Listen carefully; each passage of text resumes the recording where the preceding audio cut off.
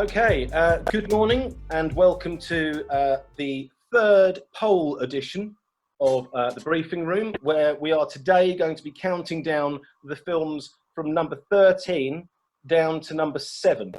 So we're kind of in that group of films that are just below what we would consider the elite, and the films that are very popular and may be kind of dropping in and out of that really top group of films. Now, after 1 week where I have to thank the lovely Matthew Grice, not least of all for the legendary Moonraker jig, for doing the hosting last week. I'm returning for this episode, and I'm hoping Matthew will join us for the final episode, which will be the top 6, and we will be showing that hopefully just before Christmas. So joining me this week, we have but 2 people. It was going to be 3, but we are not joined today, it would seem, by Scott Everett, our globe-trotting, gun-toting, Mustang-driving one-man army of admin, who I would think is probably on some sort of special manoeuvres, some sort of secret mission somewhere in the world, and wherever he is, we wish him nothing but the best of luck with whatever that is. We are joined today, though, with Ian Douglas, the smooth Duckham's oil of the group, allowing the engine of Hildebrand to run smoothly. Ian Douglas, and we are joined by Joe Miller. Hey, Joe, there are 10 kinds of people in the world: those who understand binary and those who don't. The data expert, Joe Miller. Hello. Good to see you, Joe. And everyone's feeling in fine fettle. We're recording this on a Sunday morning, hence the mugs of strong coffee. And I'm beaming to you live from coronavirus on sea, sorry, Kent, as it is now. And I know that we're all being very careful, staying in whenever we can, and doing the right things as we get ready for Christmas. So we're going to start with the film that we find at number 13 in the charts. I think it's one of Ian's favourites, actually. And looking at where it is, it's gone down slightly, but has also gone down in terms of its popularity. So number 13 film, Live and Let Die. Ian, it's one of your favourites, isn't it? Are you surprised it's that low? Not really, because it never seems to do that well, and it kind of slowly goes down the polls that I've seen over the last 5 years. I mean, I love it because I saw it at the cinema when it came out, and it was obviously Roger's debut. I thought he looked great in the role. He seemed to slot into it very easily, and you know, he kind of brought his own kind of personality into the role. I think it's a strong film, but a lot of people criticise it for being dated, which doesn't bother me because it's 1973, so it's obviously going to look very different to younger audiences today. It's of its time. I think he's very self-assured. He brings his own personality to the role. I think it has the best theme song of the whole series, in my opinion. And although it's not got a John Barry score, I think the George Martin score is really strong. A lot of the kind of criticism comes from it being set in that kind of blaxploitation era, which I think is great. It kind of adds a kind of new dimension to the Bond canon. I think all of the henchmen are really strong. You know, Baron Samedi, Teehee, Whisper, even the jive talking cab driver. They're really good characters. And I like Kananga. He's a great actor. He's a really good actor, and he becomes Mr. Big, obviously. I love the whole scenes around Harlem. You know, Felix, I think, is my favourite Felix of the whole series, David Hedison. And I like them going out together to bars and just hanging out together as they did in the books. I think that's a really nice touch. And I think it kind of moves forward to, obviously, New Orleans and San Monique.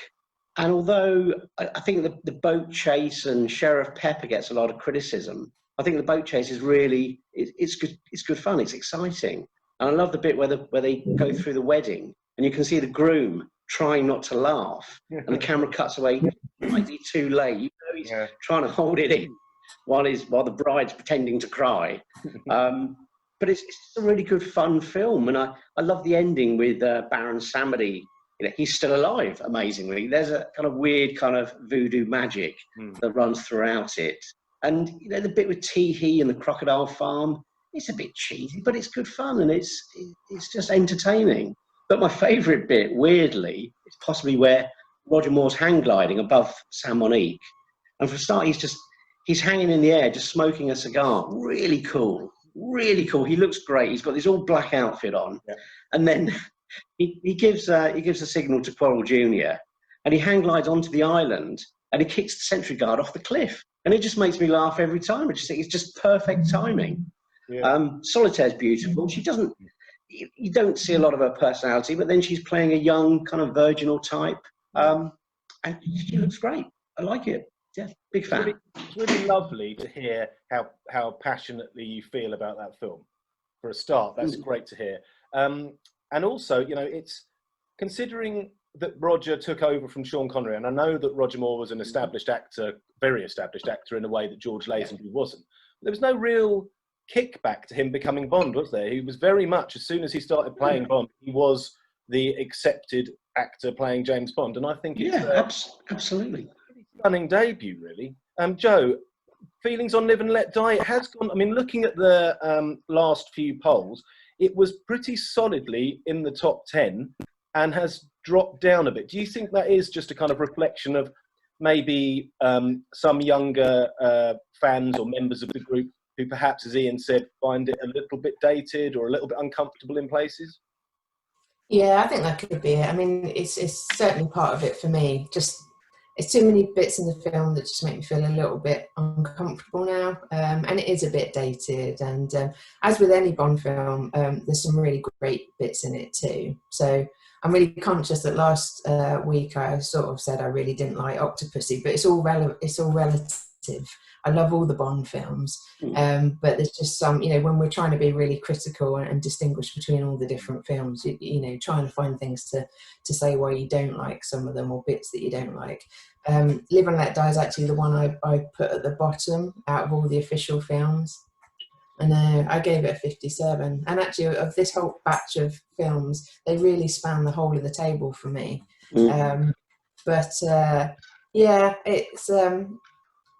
not one I go back to. This one and The Man with the Golden Gun. Another classic. I know you like that one too.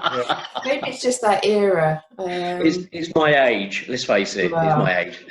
Well, in terms of our poll, it's gone down 2 places to 13, and it's gone down 3 marks. So now it's got 77.2 out of 100. So it's decent-ish score. I have to say that Ian obviously saying that, and there are films that as they sort of hit you at a point in your life when you're a certain age and it's kind of your era. And I think that's certainly part of it. I have to say that of the Bond films, when they'd just be shown when I was younger, Live and Let Die was the one that I actually found quite scary. Especially, I did find it, the kind of voodoo aspect of it, I found quite scary. And what was interesting, and we will go on to the next film, Sharpish.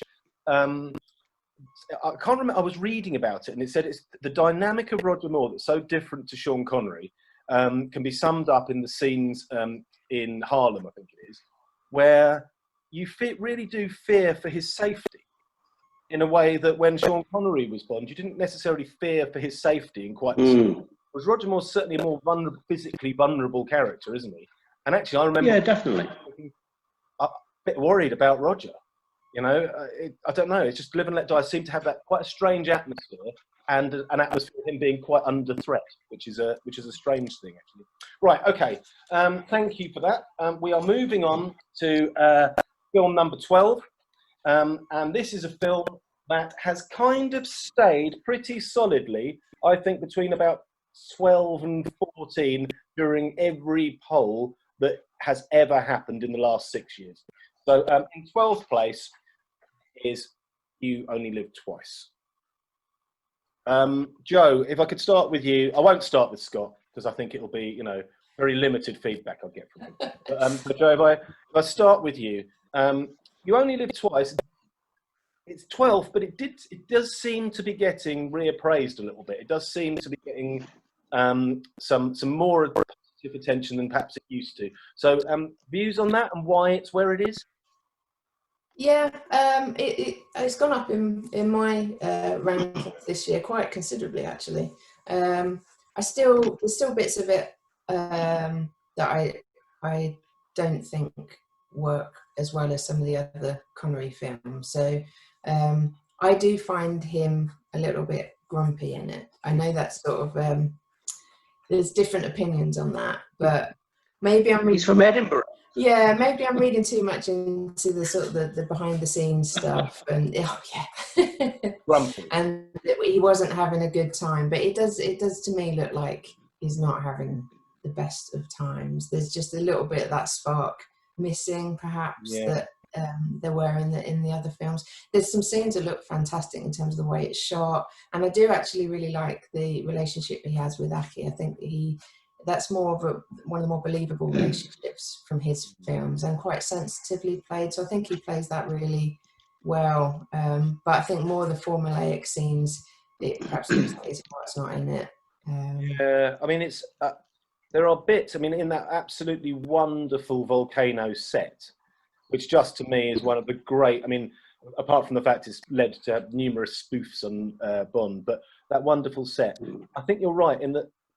I think Sean Connery looks to me to be quite self-conscious in some of those scenes, and a bit kind of like, not that he thinks it's a bit ridiculous, but a bit like a kind of grown-up in a childish situation where it looks like he kind of thinks, this is all getting a bit silly. Now that I think you're right in that, and I think the kind of, I don't know, it's kind of almost like he's not putting, not that he's doing it half-heartedly. It's almost like it feels a bit like there's a lot of pressure on him, I think, at that point, and perhaps the way that he shows that is he seems a bit detached at times, is the only thing I would say. And other times, like you say, he's fantastic in some scenes. He's absolutely wonderful in parts of the film, and the film itself is one that I really enjoy, even though I can see that it's quite a flawed film.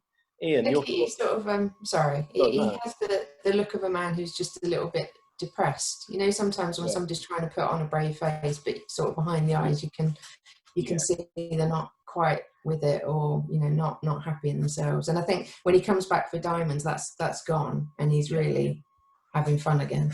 Yeah, and I think that it was Lois Maxwell, wasn't it, from The Time, who said that he was struggling at that point, and I think her words were, and whenever he struggled, he headed for the fridge.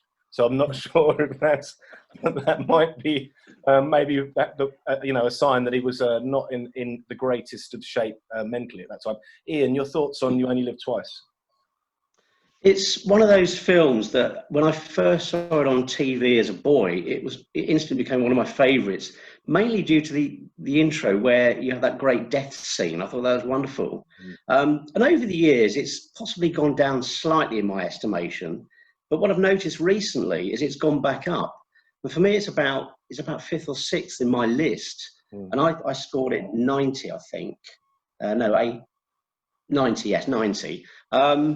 And I really like it. I do like the Lewis Gilbert films. I think they, the way he directs, they just look fantastic. He just does things slightly differently. They are spectacular. I mean, the Kobe scene where he's running away from the guys, and you've got that wonderful music cue over the top of it, and you've got that aerial shot of him on the roof being chased by that is one of my favourite moments of the whole series. It's superb. There's very few directors who would pan out at that Absolutely, time. They'd all go with, let's see him. And to pan out, really, to me, that sums up the character so well, which is kind of like there are times when it's him literally against the bad guys. Against a whole army of bad guys. It's wonderful. And I mean, talking about the music cue there, I think it's one of the best, one of the strongest theme songs. Yeah. And the whole soundtrack is really strong. I think it's one of Barry's best. It's probably my top 2 or 3 of the whole series. And I think it's just strong in most elements. I like Tiger Tanaka. Kissy Suzuki is okay, not great. Aki's wonderful. Aki's really good with Bond. There's great chemistry between the two of them. Dicko Henderson I really like, but he's a very short part in the film, whereas in the book he's a much larger than life character and quite obnoxious in the book. And the book's very different, obviously. But the film is one that you know, it's gone up in my estimation recently. I know it gets a lot of criticism for Connery, you know, turning Japanese. That worked far better in the book because you couldn't see him. And also there was a kind of story about him being some mute from some island, some remote island, which explained why he was so tall, etc. It's a bit odd in the film, I admit, but it doesn't put me off. And it's one that I, you know, keep coming back to and I enjoy a lot. I think the Gilbert films, it's kind of like he understands that yes, it's going to have a part child, part adult audience, but he kind of seems to make films that appeal to the eternal youth in all of us, which is actually, yes, exactly. If you can make it fun, make it fun. If you can make it big and over the top, go ahead and do it. And they're just the films that you can enjoy so much. You don't have to, it's not that you don't think about them, but you don't have to, they're not stressful films to watch either. They're just very charming, very big fantasy films. And that's what a wonderful thing to have in the James Bond franchise. Okay, right. If there was a fourth person who we're glad isn't here at the moment, as we move on to film 11, which narrowly misses out on the top 10, it would probably be our dear admin Stephen Bain, who would have to face up to some bad news now because he came close, but no Cuban cigar, unfortunately, for Pierce, because in 11th place, don't know why I put that big E there, always do, not quite sure why, is GoldenEye. Now, GoldenEye, looking at its travels through the last few years, has, I think, dented the top 10 once, but has basically been around about this level, just outside the top 10. It's a strange one, isn't it? Because it changed everything and it kept the franchise going, and you will probably find very few people who wouldn't view it as at least one of the two best Pierce Brosnan films, but it just doesn't seem to crack that elite level. Ian? Yeah, I'm not a big fan of it. I mean, I like it, but it's low down on my list. I've got it at 21st, which is very low, and I only scored it 73. I think it's gone down slightly in my estimation because when I saw it, I was so excited. I was so looking forward to seeing a Bond film after a 6-year gap. And I'd imagine there's lots of fans because for them it would have been their first Bond film at the cinema, and especially those who are too young to see License to Kill. So it does have a strong fan base amongst that age group. But when I saw it, although I thought Piers was great for the role. I liked Piers becoming Bond. I was more excited about him becoming Bond than I was Dalton. But when I saw it, it was like, it's a very good film, but it didn't feel like a classic Bond film to me. It seemed to miss out on some of what I was familiar with in Bond films. Yeah. It is a very good film. There's nothing to really criticise it for. It's very solid. You know, got a good, strong cast. Sean Bean is very good as a villain, although his accent goes all over the country at times. But I do like him in the role. He's very good. It looks good. The soundtrack I'm not keen on. It's of its time. It's slightly industrial kind of sound, and I'm not overly keen on the theme song either. But it's okay. It does a good job. I would say it's a second. Well, for me, it's my second favourite Brosnan film. I know for many, it's their favourite. I think the two girls, Xenia on the top and Natalia, are really good in it. Yeah, there's nothing I can really criticise for it, but it just doesn't excite me or entertain me as some of the other films. It's Joe, you've got the stats, but it's really not budged much, has it? It was averaging 79 last year, 80 this year. It seems to be pretty much lodged as this kind of 8 out of 10 Bond film. I have to say, Ian, I do agree with a lot of what you said, because I don't know why it doesn't feel like a Bond film, but it doesn't quite to me. It feels a bit like, and this is probably wrong, it feels like a bit Bond film by committee, where they probably sat down and thought, right, we really need to save this franchise. What do we need to include? And a series of things happen in that film that probably needed to be included. They've certainly got a very, very charming actor leading the film. And like you say, the Bond girls are brilliant in it. And I think there are some seriously villainous villains in it. But it's got a weird atmosphere. It doesn't it feels like a decade away from Tomorrow Never Dies. It feels like this kind of weirdly shot, slightly hairspray kind of blurry thing, and I don't know what's weird about it. It just feels a bit weird. It feels a bit. License to Kill feels weird in a different way. They just don't seem to feel quite right. Yeah. Joe, what do you think? I like it. It's a seventh place film for me, and I scored it 87, I think. Yeah, 87. And I loved it at the time, and I did. For me, it did feel like a Bond film. It had all the magic ingredients, but now perhaps that's starting to look a bit dated because it's almost overly nostalgic. At the time, I think that was riding a crest of a wave of that era where we were sort of harking back to the 60s, and I think they played into that, but it just makes it look even more dated now as a result. But I think it's a good all-rounder. I think it's got good villains, really strong Bond women. I think Brosnan does a good job, though he does become a lot more confident in the later films. He does look kind of nervous throughout it, like he can't mess this up. But it feels about right, in the overall poll. It's been pretty steady at that position for 5 years now. So. I have to. I mean, I said it when we talked about the films originally. It's the only film I've ever sat in a cinema and people have cheered.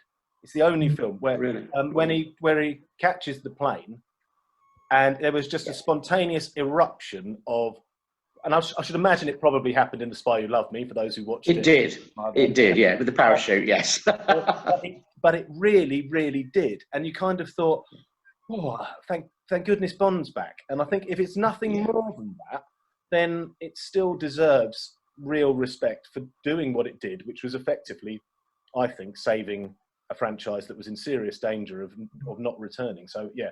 I think so. And actually, and joking aside, we do have admins and members who love the film and would rate it as their favourite. And I think it's there's everyone's got a favourite, and most films have someone who thinks that that's their favourite. But GoldenEye's got quite a few, so I think it's it certainly deserves its place, but it narrowly misses out on the top 10. Unlike number 10, Thunderball. Okay, so we're into the top 10. And we have a 60s classic. Joe, feelings on Thunderball? About right? Yeah, I'd say so. It's always been fairly low in my list because I've tended to find it a bit of a slog sometimes to get through. But actually this year, I'd watched it relatively recently before I had to write my Bond Woman article.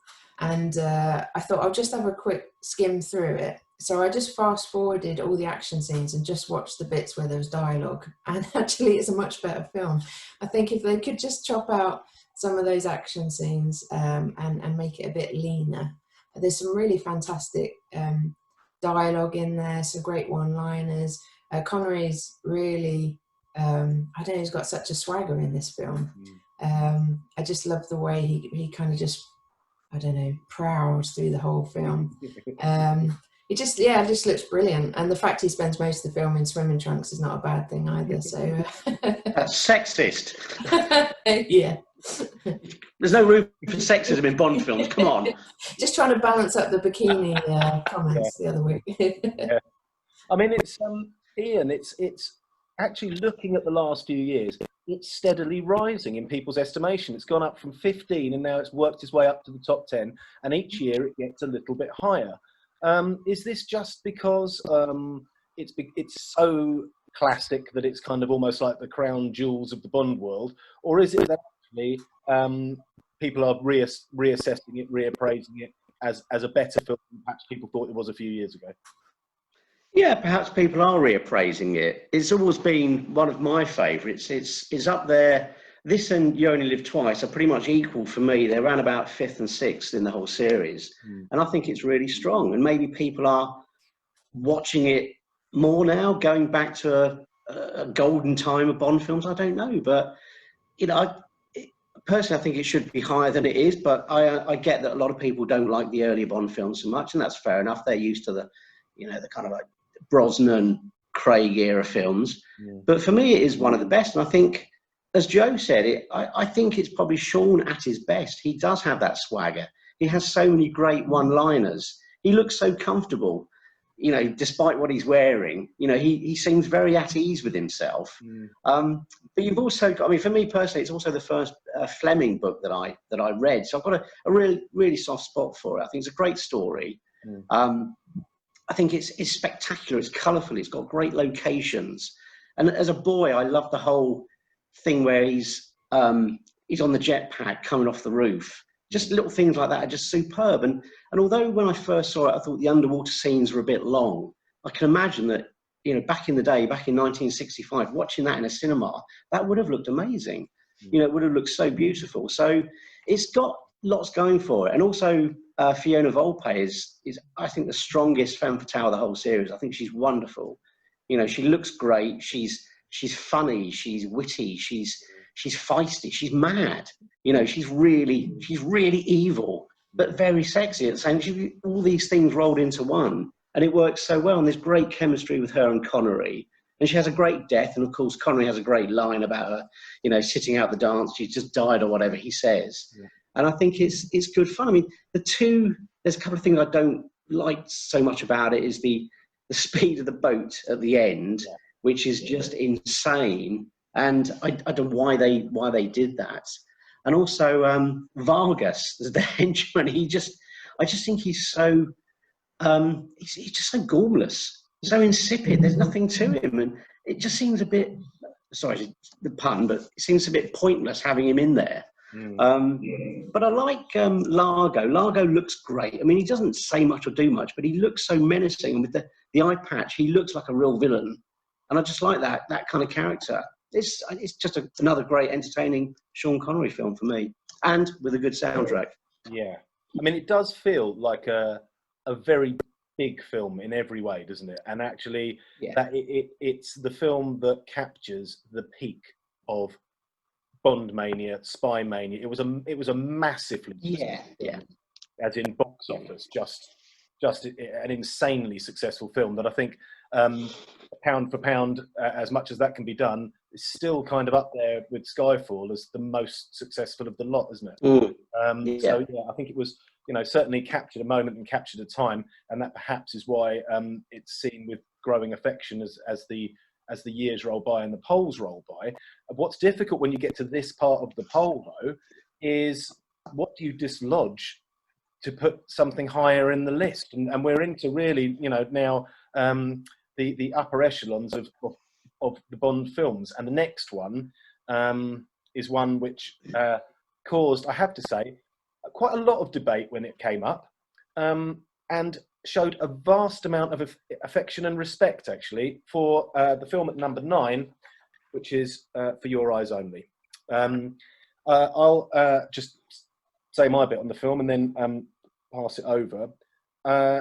It's a fantastic Roger Moore performance, and although he is, or was the first to sort of be very tongue-in-cheek about his acting abilities, he plays Fleming's Bond really well in that film. And actually, some of the most tense moments in any Bond film are in this film, and it's all the better for being slightly less extravagant. And I think it's a really, really enjoyable film. And each time I watch it, I can't understand necessarily why it isn't seen in quite the same way some of what we would see as the classic Fleming Bond films, because I think it deserves to be there. And I think Roger Moore, at times in it, looks fantastic. And in a way, maybe it would have been probably a good time for him to say that's that, but then you miss out on Octopussy and A View to a Kill. But I just think it's a superb film. Joe, it's top 10. Clearly people like it. Should it be higher, or is this about where it should be? For me, I think it should be higher because it's my second film in the ranking. I just love it. So, and I do like the fact they've dialed it down a bit following Moonraker. I love the scenery of it being largely set in Greece, but also the skiing scenes. love the underwater sequences. Love the ski chase with the motorbikes. I really like the soundtrack, actually. I know that divides fans, but although it's not a Barry, I think it really kind of, I don't know, it really adds to the film. I like Melina. I think Roger looks fantastic before he has any major work done. I think he's starting to look really quite rugged, and I think that suited him and suited the character, and suited more of kind of Fleming's Bond. But he's still got the charm and the humour, and I like the chemistry with Topol and and the monastery scene, the climbing seems really tense. So there's so much about that film I really love. Yeah, I mean the monastery scene and also the ski lift scene. Yeah. Really, you know, you kind of think they're really tense scenes and really brilliantly done. Ian, your views on For Your Eyes Only? It's an odd one for me because when I saw it at the cinema, I was a bit disappointed with it. I was obviously used to the Roger Moore 70s films, and although I do think it was good to take the series in a new direction, a lot more serious direction. There's just a few things about it that just didn't sit comfortably with me. I agree that it's possibly Roger's best performance, and I think it was good to try and go for a more serious kind of realistic tone. And there's lots about it that I really love. The PCS with him at the Tracy's grave, I think is wonderful, and the priest crossing himself as if, oh, what's going on here? It does get a bit daft with the helicopter and the kind of fake Blofeld, but it's fine. It's funny. It's good fun. But I do struggle with the soundtrack, I must admit, especially the theme song, which I've never liked. I always thought it was one of the weaker ones. Just don't like that. It didn't make sense as a Bond theme to me. It just seemed a bit middle of the road. Some of the soundtrack's really good, but then some of it's kind of slightly dated kind of instrumental disco stuff that was probably 4 years out of date by then. So it's an odd soundtrack. I bought it in order to try and understand it and get to like it. And it's okay, but it's just a bit hit and miss. Melina looks great. She's beautiful. I mean, look at her. Physically, she's beautiful, but I don't find her very, very sexy, which is probably a horrible thing to say, but she just doesn't do it for me. The locations are great. I love the winter sports. I love anything set in Corfu is wonderful. The monastery is superb. There's so much that's good about it, but then there's just a few other things that just let it down for me. I think Cassandra Harris had great chemistry with Roger Moore. You know, they look good together. They played off each other well. But then it goes into this weird thing where, you know, her accent slips, and it's like, ooh, Uminati slipped, and it's just a bit farcical for me, and I don't see the point of it.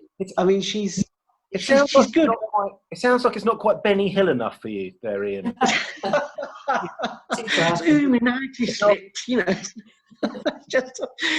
It's just a bit out of place, and she's okay. I mean, you know, she's lovely, and you know, it's very sad what happened to her. But the things that really, really get on my go are Bibi Dahl, who, you know, despite all this wonderful winter sports stuff, you've got this really annoying brat of a teenager. I know she's older than that. She's probably the same age as Melina, wasn't she? But she plays this annoying teenager, and it just makes me feel uncomfortable. And I'm so glad that Roger, you know, spurned her advances, because that would have that could have happened at the time and been very, very uncomfortable. Yeah, that drops points for me.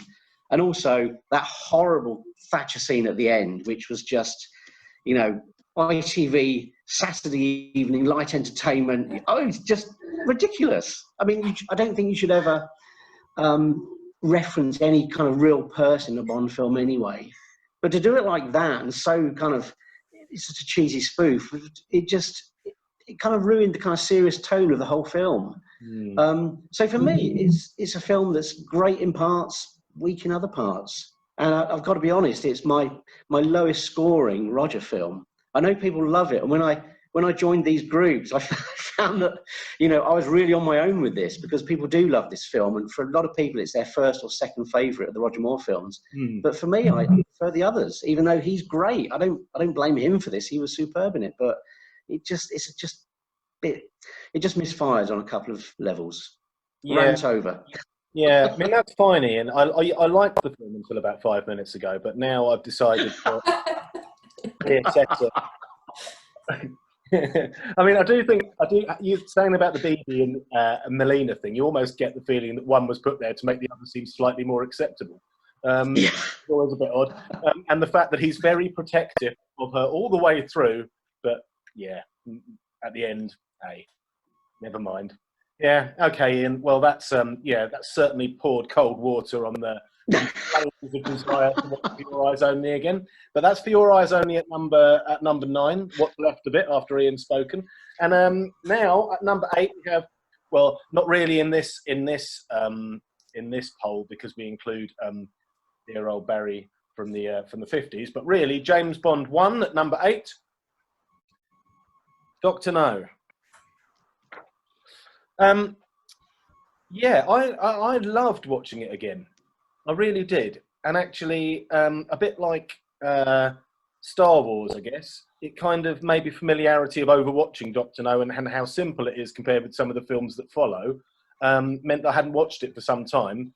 And that might have been quite a good thing because going back to it, it's a really, really brilliant, iconic, if slightly smaller film than the ones that followed. But, I'm glad it's in there. I'm glad it's in the top 10.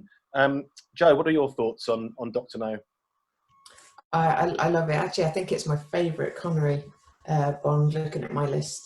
It's the simplicity and the classiness that comes with that I really like. It's got a sophistication about it that's just so cool. And the fact it started it all off,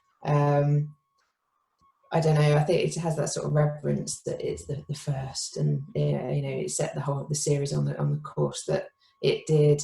I think Connery's introduction is just so classy in the casino, and he sort of maintains that throughout. I love it. Great villain. Ursula's okay as a Bond woman, but sets the sort of prototype kind of stronger woman, which I think works really well. Don't really have a bad word to say about it.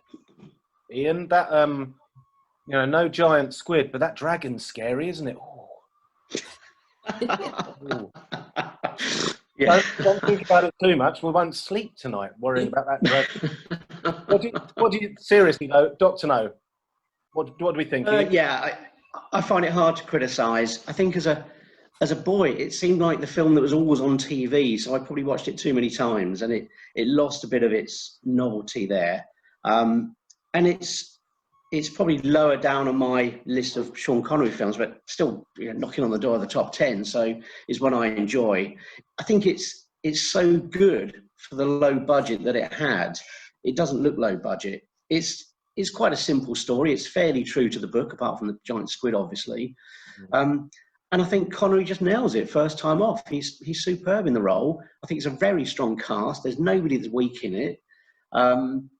It's good fun. It's entertaining. It looks great. It is a classic. I mean, people mock it a bit for some of the back projection when Sean Connery's driving along and he's steering away like that. But that doesn't bother me because it was 1962. It's a long time ago, and for the budget, it did really well. It's a great film. My only complaint would probably be Felix, played by Jack Lord. I think Jack Lord was very good, but I think he played it a bit too cool the way they wrote it. I'd like Felix to be a bit more animated, a bit more of a buddy with Bond. And also he had those weird kind of granny sunglasses, didn't he? Which rather strange, I thought, a little bit odd. But it's a great film. Can't really criticise it. It's a really strong film. And Joseph Wiseman is particularly sinister as not just a villain, but as a host as well, isn't he? He's a sinister host. He's great. Well, and also it's a bit like I suppose. I mean, I am not comparing it to Apocalypse Now, but it works in the same way, in that it builds up towards the last section, which is essentially a bit larger than life character that suddenly comes in, but really right at the end in terms of actually appearing in the same way, obviously Marlon Brando did in that film. And I think it works for that because actually he's already this kind of very scary character, but kind of you only really, have to encounter him right at the end, and I think that works really well. Looking at how it's done, Dr. No, by the looks of it, has never been outside the top 10, but has never been higher than 7. So it sort of bounced around in that area, just below the kind of top 5 or 6. Looking at it, it does look like it's going up year on year in terms of popularity, in terms of what people think of it. And I think actually maybe the reaction to the viewing party was far more positive than it would have been if people had just kind of not bothered to watch it. So I think Dr. No certainly is one that's growing in people's estimation. The next one's a bit of a surprise. It's the last one today. Brace yourself for incoming, because this would be one that probably most people would expect to be higher. But in 7th place, which will then mean that people, if they have been watching these, and maybe before the last one, we could have a full countdown, Joe, of where we are up till now. But this will give you some clues as to what's in the top 6 for next time, because in 7th place is Skyfall. Now, this has, I think, traditionally done better, but it seems to be on the way down from its peak in the top 4, and is now in 7th place. Am I right, Joe, in thinking you're not the film's greatest fan? So this is a mid-table one for me. So I haven't manipulated the stats. It's nothing to do with me doing the counting. The fact that it's going down. Is it because you secretly don't like Scotland? But yeah, I don't. Yeah. No, I love Scotland, yeah. but I don't like Scotland in the film. That's particularly where it goes downhill for me. So when they get to that bit, I sort of get a bit bored. Why they've gone up there, why he's dragged them up there with him, gets her killed. It all goes a bit A-team. And I've said this before, and I feel bad about saying it, but I just find Bond a bit of a loser in this film. And I don't like my Bond to be a bit of a loser. He has triumphant moments and he gets back on top, but the fact is he's moping around for a lot of the film. It's like, for goodness sake, man. But I think I might be in the minority. I mean, do you dislike him as this kind of washed up drunk hanging around playing with scorpions, and then remembering about his ancestral home that he's never mentioned? Is that? Yeah, basically. I mean, I think Bond did spend most of the last 40, 50 years as a drunk, but he still managed to shoot straight and not feel too sorry for himself. So I don't know, but I like what they I think his series film arc benefits from it as an episode, and it makes more sense of the rest of the other films around it. So it's good from that perspective. But I'm glad they moved on quickly into Spectre, which I think is a much better film. Well, you said that. You're wrong. See ya. I would put it as objectively the best of the lot, and in terms of my personal favourites, it's certainly in the top 5 of my personal favourites. I think I absolutely love it. I suspend all disbelief. I can totally accept that there would be an ejector seat in that car. There's no problem there. And that he would have had to have stopped about 13 times on the way up to Scotland at services to, read that car, which would have stunk by the time that it got there. But that's fine. I completely buy into the poetry, the Tennyson thing. I think that it stirs the blood as far as I'm concerned. And, it takes me back to that glorious year of 2012 when just briefly we were the epicenter of the world once again, and we could start to believe in, ruling the waves. And seems like a long time ago, doesn't it? Makes me feel quite. It doesn't, but I do love that film. I really love that film, and I think it gets the balance about right. And actually, when I see him being a bit of a loser, it just makes me want him to start winning again. A bit like Superman 3, where he has that fight in the tip. suddenly, it's all clean again after that, which I think is kind of redemption is a good thing in a film. Ian, Skyfall. Why so low? Yeah, it has gone down slightly, and for me, it's gone down slightly as well. I mean, at one point, it would have been top 4 for me, and I've got it down at 8th, I think, with 87 points. Objectively, I say it is the best Bond film. Look at the cinematography of it, especially. It's just beautiful to look at. And it is my favourite of the Craig films. And Craig is certainly not my favourite Bond, but I think it's his best. Slightly better than Casino Royale, which I also love. And it's kind of odd because I tend to like the more traditional Bond films, and this is not a traditional Bond film at all. It's just so different, but it works so well. It's just a great film. So it's almost like it's outside of the genre. It's just a wonderful film. And just things like the PTS, where it's exciting, and then of course it ends on a bit of a downer where he's not going to die, but he's shot, and then I actually like the bit where he's a bit of a loser. You know, he's living in a beach hut with some local girl. He's hanging out at the bar, drinking too much, playing weird drinking games of Scorpions. And I like that bit. It's a nice kind of contrast to what he's normally doing. Then, of course, there's a kind of redemption.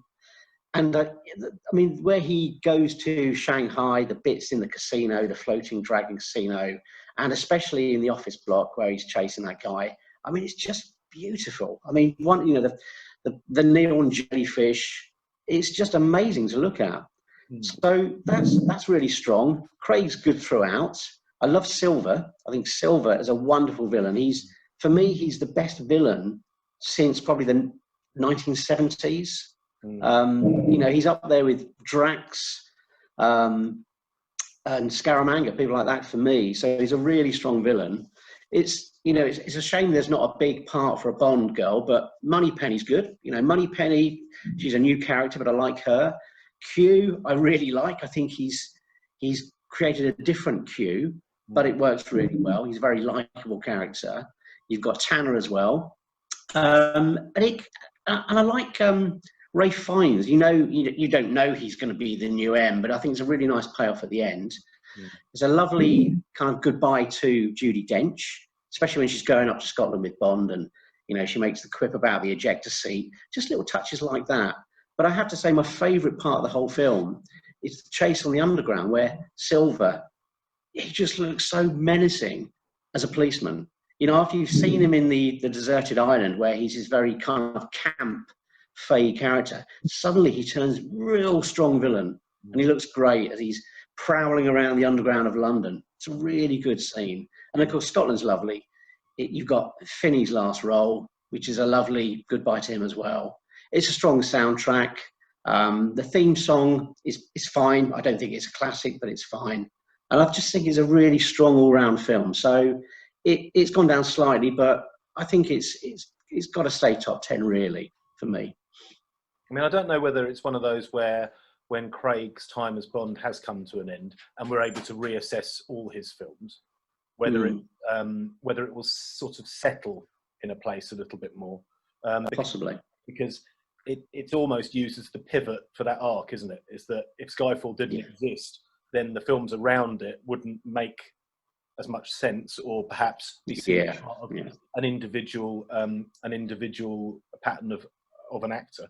Okay, so we know, as we build up towards the last week, and I hope you can both join me for that we have 6 films left, and by my calculation, 5 different Bond actors within those films, which is quite interesting. So by the process of deduction, we will know that there's definitely going to be a George in there, there's definitely going to be a Tim in there, there's definitely going to be a Sean in there, there's definitely going to be a Roger in there, and there's definitely going to be a Danny in there. Sadly, Pierce hasn't quite made the cut on this occasion, but we have a very, I think, exciting range of films left to go into that top 6, and we'll be putting on our glad rags for that in order to kind of celebrate not just the top 6 in the poll, but the very end of what has been a very long festival of Bond.